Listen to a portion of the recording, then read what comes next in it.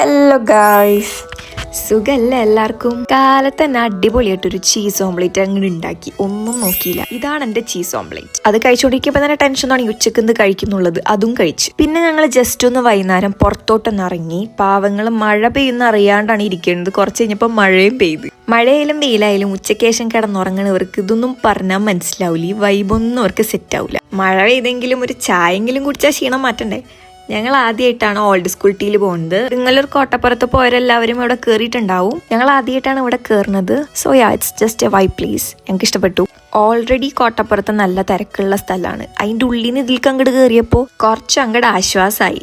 അവിടെ ഇരുന്നപ്പോൾ ഈ തിളച്ച ചായ കുടിച്ച് തീർന്നിട്ട് പിന്നെ വീട്ടിൽ പോകുന്ന എനിക്ക് തോന്നുന്നുണ്ടായിരുന്നില്ല. അല്ലെങ്കിൽ അങ്ങനെയാണ്, കൂട്ടത്തിൽ ഒരാൾ എന്തെങ്കിലും ഓർഡർ ചെയ്തത് നന്നായി കഴിഞ്ഞാൽ പിന്നെ അതെല്ലാവർക്കും വേണം. എൻ്റെ വിത്തൗട്ട് ടെൻഡർ കോക്കനട്ട് ജ്യൂസാണ് ആ തീർന്നുകൊണ്ടിരിക്കുന്നത്.